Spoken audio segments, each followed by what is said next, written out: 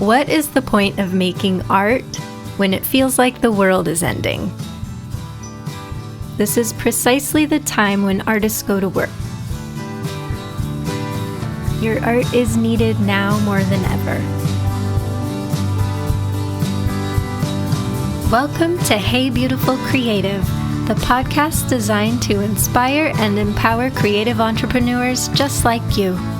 Whether you're a full-time artist or crafter, a side hustler, or someone dreaming of starting your own creative business, this show is your new best friend, here to support and encourage you on your journey in creative entrepreneurship.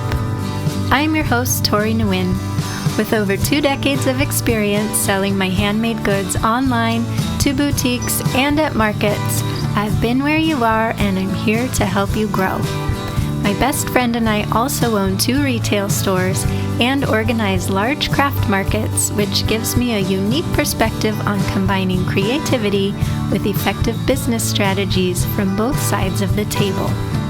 Each week we'll dive into practical business and marketing tips, inspiring artist interviews, and the motivation you need to take your creative dreams and make them your reality.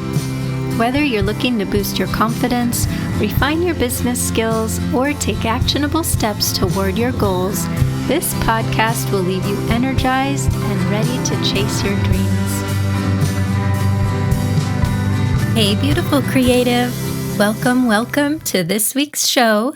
I'm so excited to have you here, and today I'm hoping to try and answer the question, what is the point of making art when it feels like the world is ending? I know that things feel really dark and scary right now, and the collective consciousness is very fraught. We can all feel everything from each other. We're all connected. Every living being on the planet is connected, and we're all feeling the collective feelings of grief and stress and worry and fear and on, and it feels very heavy. Things are heavy right now. And so you might be wondering, is it even why should I keep making things? Why should I make art? It might also feel selfish to you to be creating at a time when there are so many wars and people starving and genocides and people being ripped from their families because of their skin color and on and on.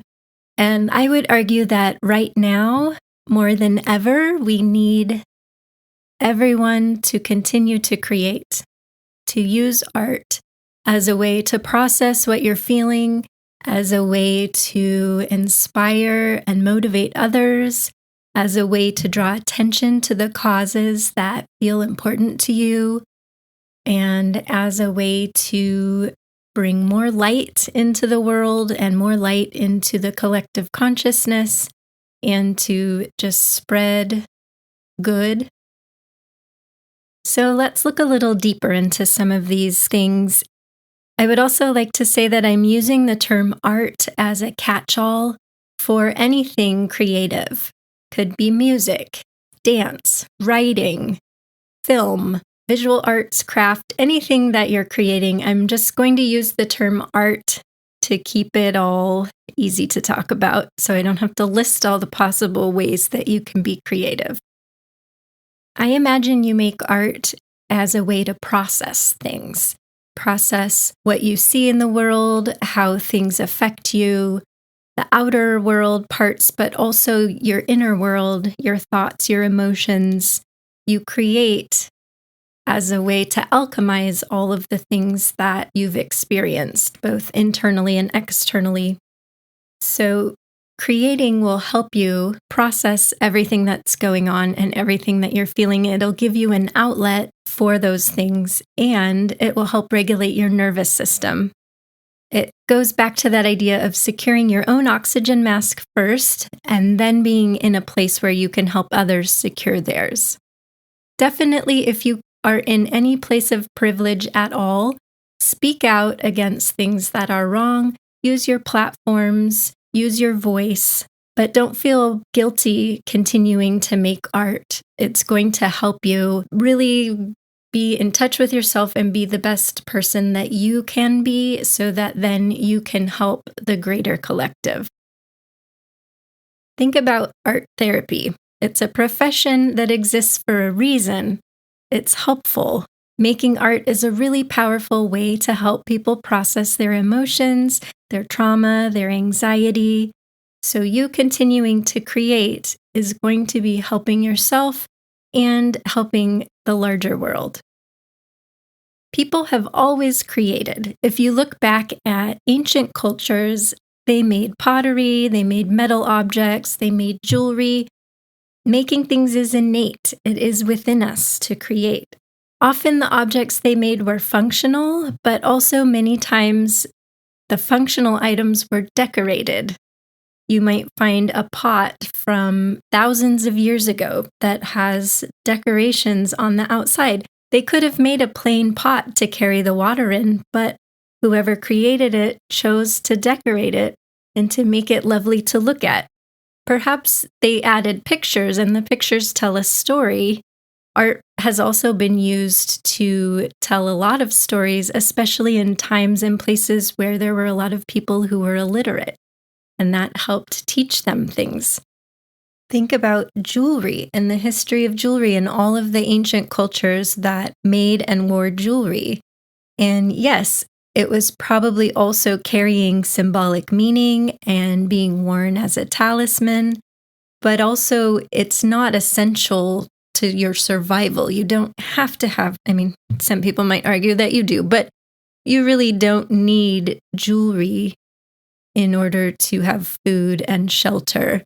People have always created and they've always wanted to adorn things. And I think that it's important to remember that right now, that it's innate. It's a part of us. It's a part of our humanity to create. Art is also a fundamental way to protest. You can use your art to spread a message or champion a cause that's important to you. It's a really powerful way to speak out about injustices and inequalities, to question authority, and to educate and inspire others to take action. There's a really great quote by Toni Morrison that you've probably seen on Instagram or the internet. And she said, "In times of dread, artists must never remain silent. This is precisely the time when artists go to work. There is no time for despair, no place for self-pity, no room for fear. We speak, we write, we do language. That's how civilizations heal." And if you think about all of the different movements that have happened over time where art has played a major role in the societal thoughts and as resistance and as activism and protest, I found a really great article that I'll link in the show notes that highlights some of them and some of the artists who are most known for their activism and their either political art or protest art. It's inspiring to look back at the role that art has played in many societal, cultural, political movements, from people protesting the Vietnam War to feminism, to the civil rights movement, the AIDS epidemic. There have been so many prominent artwork and things that have come from that have inspired thousands and thousands of others to take action. Do check out that article. It's a really great one about art movements and protest art. So think about if you want to use your art in this way. Even if you don't want to use it as protest or in a really overt activism setting, you can also just know that the sheer act of creating is an act of rebellion and resistance. I know we live in a capitalist society, and that's just where we're at. So we do need to make money in order to survive. So it's tricky because you're probably thinking, well, Tori, in one breath, you're telling me that by making something, I'm stepping off the hamster wheel, I'm getting outside of this capitalist system and trying to bring about good social change. And on the other hand, you're telling me how to make more money, how to sell my art, And the reason for that is because I really believe that the more money that artists have, the more good will come in the world. Because think about all of the things that you would do if you had more money. You would probably buy from other artists. You would shop at local businesses, go to local restaurants. You would donate to causes that are important to you. You would amplify organizations that are doing good work out there. I listened to a podcast. It was Glennon Doyle's podcast, We Can Do Hard Things. And her guest was Tori Dunlap. She is someone who teaches women about financial literacy. And Tori said something that has really stuck with me. She said, when women have more money, nothing bad happens. Nothing bad happens when women have more money. And I know there are men listening to this podcast as well. And I would argue nothing bad happens when artists have more money. So while you're creating, you get to step outside of capitalism and create. Bring light, bring art into the world. And then you have to step back in. And if you want to try and sell that, I want to help artists make as much money as possible doing something that they love and not having to have a job that feels like it's sucking out your soul. I want you to get to do what you love and earn a living from it. Dr. Jane Goodall is one of my personal heroes. May her spirit guide us. And what I really love about her messages is that she focused a lot on hope. And she said that without hope, people won't take action. Like, we need to have hope that there's actually something that we can do and that we can make the world better. And one of my favorite quotes of hers is, she said, "You cannot get through a single day without having an impact on the world around you. What you do makes a difference, and you have to decide what kind of difference you want to make." And I really love that because it is true. Every little thing that you're doing, everything that you're deciding to do throughout your day does impact the world, the people around you, the earth. And so you are constantly, whether you realize it or not, you're constantly making decisions and taking actions toward things. But if you focus your attention on what it is you really want to bring into the world and what you want the world to be like, you will align your actions with those goals and help make a greater positive impact. And so in focusing also on hope, I think that by making art, you are going to inspire hope in yourself as well as also in others, because other people are going to see what you're making. Even if you're not making protest art or activist art, you might be a landscape painter or a jewelry maker. You're creating some beauty for the world, and other people are going to see that, and they're going to feel the intentions that came through you when you created it. You're putting energy out into the world through the things that you're creating. Other people are going to feel that. They're going to pick that up. Art also helps build community, and it helps us feel connected to others. When we see that there are other people out there like us, we feel less alone. So sharing yourself, your view of the world through your art helps other people see like, hey, there are other people like me who exist out there. I'm not alone. I'm not the only one. And you can really lift each other up and inspire each other. Even if you don't know that you're inspiring someone else, you probably are. When you create, you are sharing light. You're bringing light into the planet and feeding goodness and positivity into the collective consciousness. I've said this in another episode, but when you create and share your work, you are lighting other people's torches in the darkness. You are giving a light to someone else in the darkness, and then they carry that flame. And they can use that flame that they have to light other people's torches. And so the light keeps spreading. It ripples outward. So, my beautiful creative, keep making things, keep creating, keep making art. Your art is needed now more than ever. To recap this episode, I would argue that you should continue to make art if you feel so compelled, because that will help you process what's going on in the world. It will help you process your own emotions. And then from there, you can use your art as a protest tool, as activism, or as inspiration and a way to spread light and hope to others.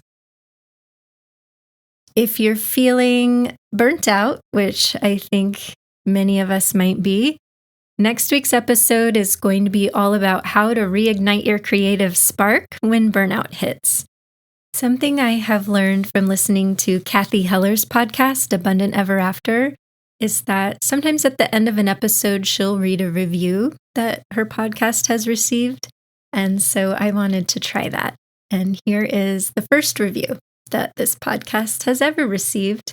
And it says, "Wow, the voice of a peaceful angel spreading her wisdom with golden super creative power. This podcast is inspiration at its finest." So thank you, Ms. Cupcake, for that beautiful review. And thank you for listening. If you have time and would like to leave a review, I might read it on a future episode, and it will also help more people like you find the podcast. So I appreciate all of your ratings and reviews. I really appreciate you listening.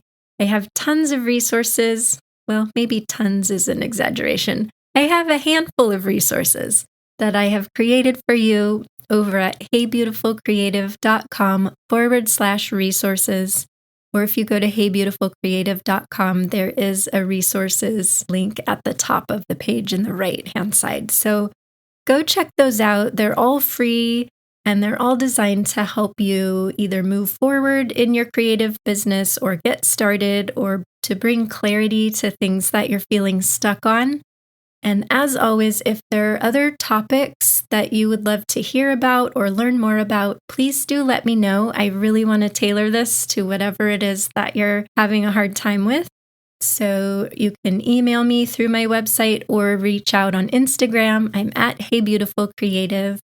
Thank you again for being here, and I will see you next week. If you enjoyed this episode or found it helpful, it would mean the absolute world to me if you would write a review, share it on your socials, or forward it to a friend.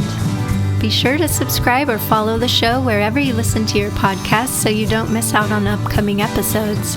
And check out heybeautifulcreative.com for more resources designed to help you take your creative dreams and turn them into your reality.